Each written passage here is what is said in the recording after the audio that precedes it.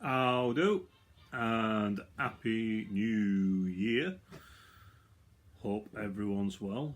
Hope everyone had a good Christmas and New Year's, and that you're not overpaying for the indulgences too much. But sometimes that feeling of overindulgence, it's a good thing. It's like an invoice for all your hard work.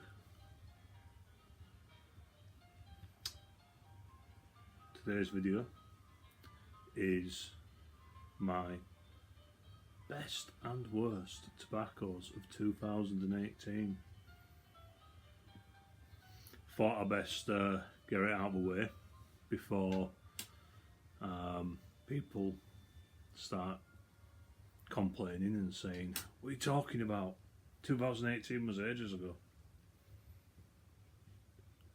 I'm smoking my Nording Zebra pipe. I decided against having the side light on today because when I was getting the camera ready and everything, I suddenly became aware that it made me look really flushed, made me look pink in the face, which as you can see I'm not. I'm incredibly pale. Don't want you all thinking I've been on holiday or anything like that. So I'll get around to the tobacco I was smoking too shortly, but first I'm going to get through the list. So I've got my top 5, and as with previous years I've got my honourable mentions, and I've also got a shit list, but it's a small shit list this year because I've been incredibly fortunate in that nearly everything I've smoked this year has been really nice. So first one on the top 5 is Jail Piece Triple Play, which is a really fantastic tobacco. It is Virginia Perique with burley. Comes in a cake. This one broke apart now because I was gripping onto it and cutting it with a knife like that, and yeah, shit happens. But yeah, it's a vapor and burley blend. And it's got that spicy fruitiness that I absolutely adore with vapors. It's also got a bit of a nuttiness from the burley. There's an earthiness from the red Virginias used, and it's got an almost bready smell to it as well, which has been a bit of a theme with a lot of the tobaccos I've come across this year. Must be because I'm delving a bit further into different varieties of Virginias, because it's no secret that I'm a big Virginia guy, but I've been sort of appreciating the varying grades a lot more recently. But yeah, it's fantastic. I haven't done a full review of it on the video. I've mentioned it a couple of times. I will get around to review eventually. It's all about time and priorities, but I will do one eventually. It is a great tobacco, but really good. It would be higher up on my list, but with plugs, the very nature of them, you can't take them all over the place with, you know, they're not as portable. You know, you need a knife. You don't want to be just walking around with a knife in your pocket, and a cutting board. You don't want to be on the bus with a cutting board. So yeah, that's pretty much the only reasons why I wouldn't have scored it higher than 5 on the list, because also it's quite difficult to obtain being in the UK, but if you're in the US that's not an issue. But talking about the lack of portability with plugs, Reaver plug is number 4, which probably shouldn't come as a surprise to anyone. Another Virginia Burley.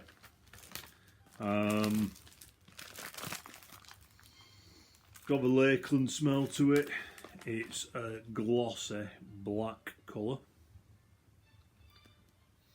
I give it very high praise on my review. It's one of the rare tobaccos that I would give a 5 out of 5 to. Again, not higher up on the list simply because it packs quite a punch for me and it's not something I can smoke the day long. But it's definitely in the top 5 this year. Number 3, Samuel Gawith Best Brown Flake, which again I gave a glowing review to. Can't open the tin and show you this one because it's a sealed tin from the cellar. The other tin I had, I absolutely smoked with a lot of.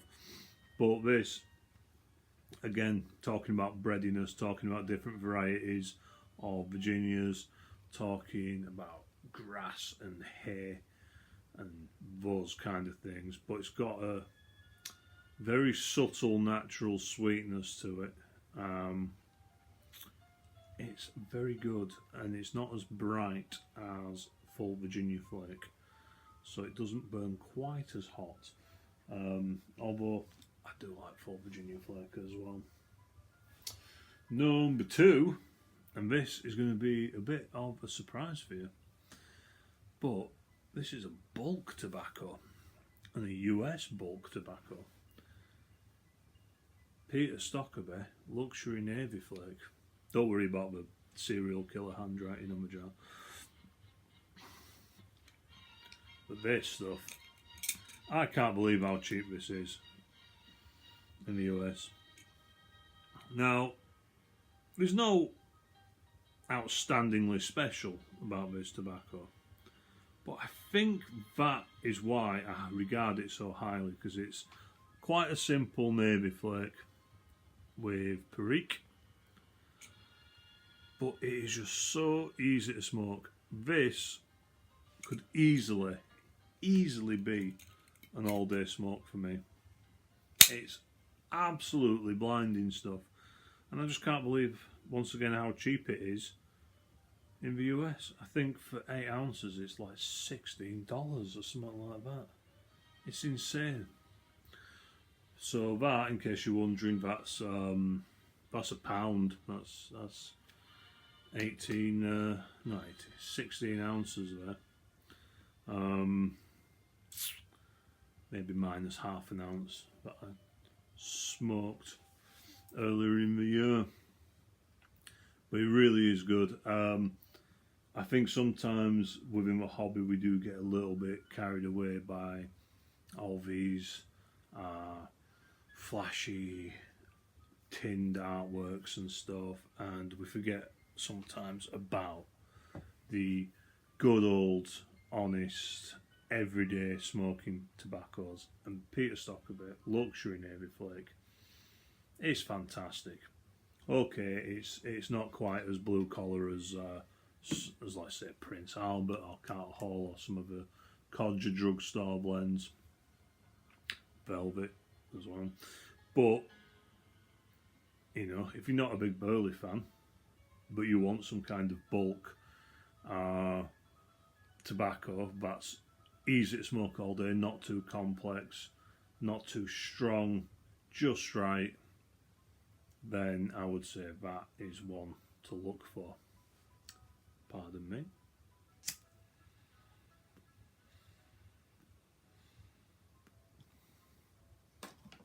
So what am I smoking in Norden? I'm smoking my number 1 for this year, and one that I really do need to get more of. LJ Peretti number 8 slice, a blend that I would never have heard of were it not for Mr. Eldritch himself, Chris Kelly.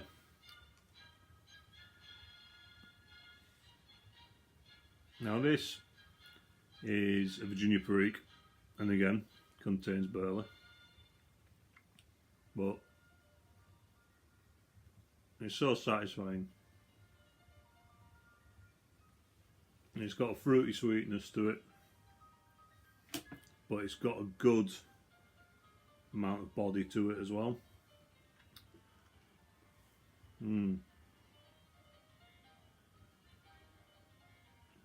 It's sublime. Now, it comes in kind of a crumble cake.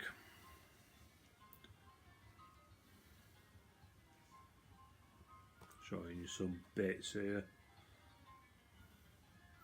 Now, I'm told it's essentially the same as the Sutcliffe Virginia Perique crumble cake that we recently released. I don't know if that's true.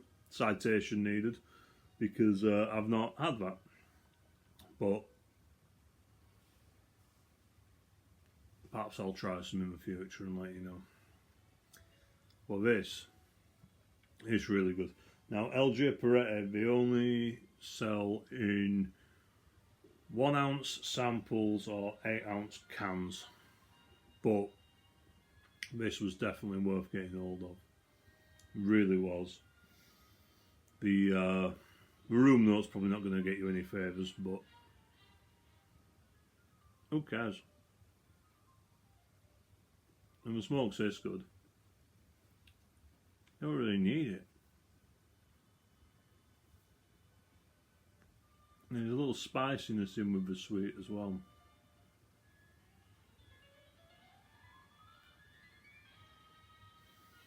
Really is an amazing blend. Easily could be a 5 out of 5 for me. Again, the only issue for me is availability, but there's always a way. Where there's a will, there is a way. And that's the top 5. Honourable mentions. And the reason these are only honourable mentions is because, again, availability. For one of them, it's availability anyway, and that's Tilbury by Esoterica, which is a good smoke, really is. Needs some age on it to get the best out of it, as with a lot of tobaccos, but it really is a grand smoke. So, Virginia Burley, Balkan Sobrani, which is a Balkan, as we all know.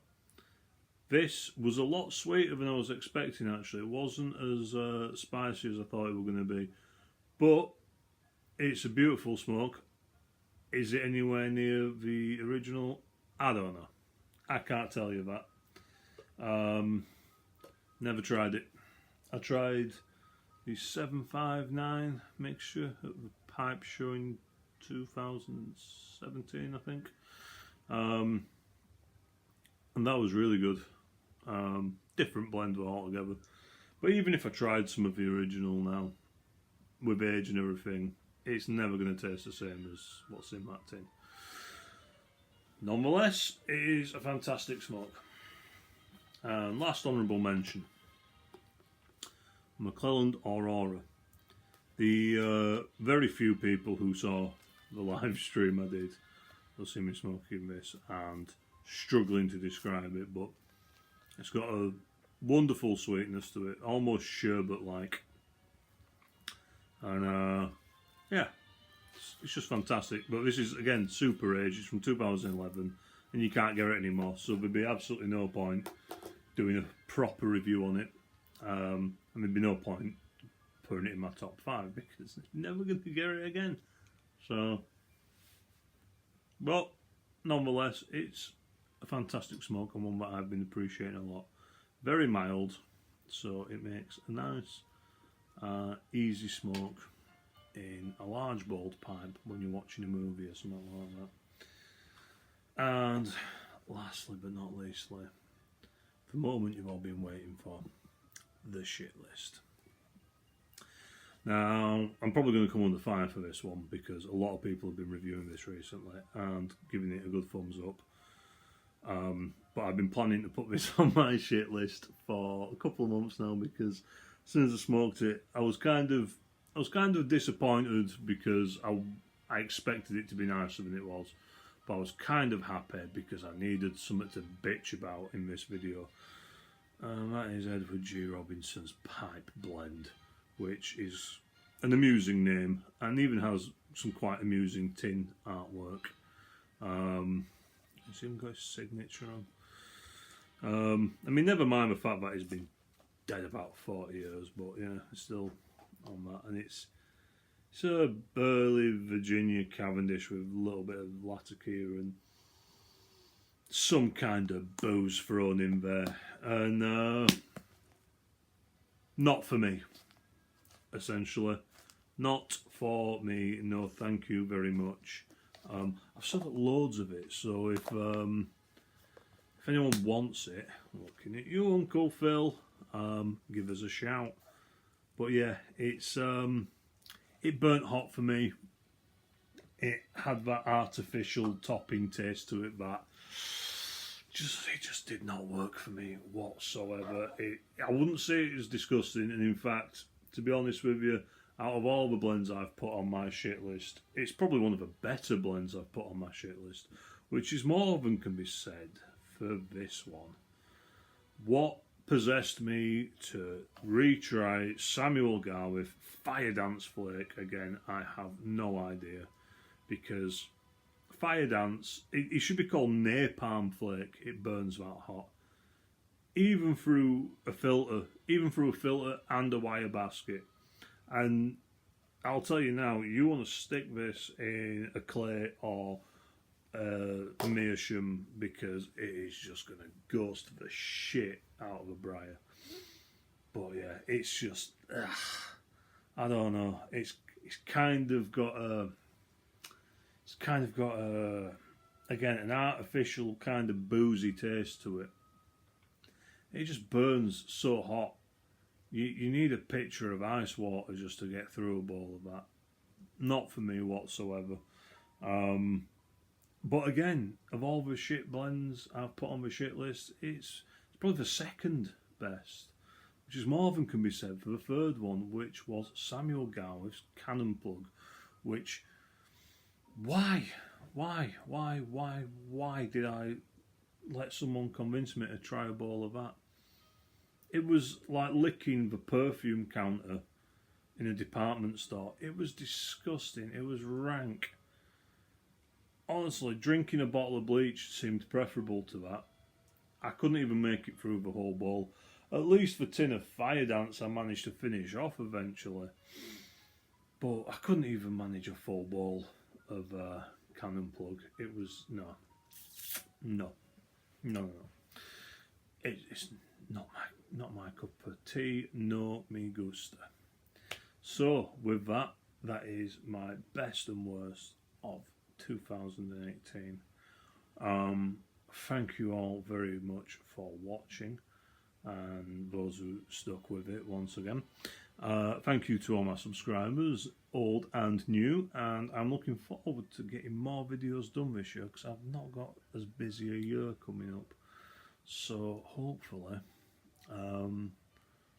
I'll have a lot more videos, because I did very few videos this year, unfortunately. But I've got plenty of reviews to be getting on with, and I'll see you all on the next video, which shouldn't be too far away. Try not to miss me too much. So thanks again, and take care of yourselves. Be careful out there. I'll see you all soon. Cheers.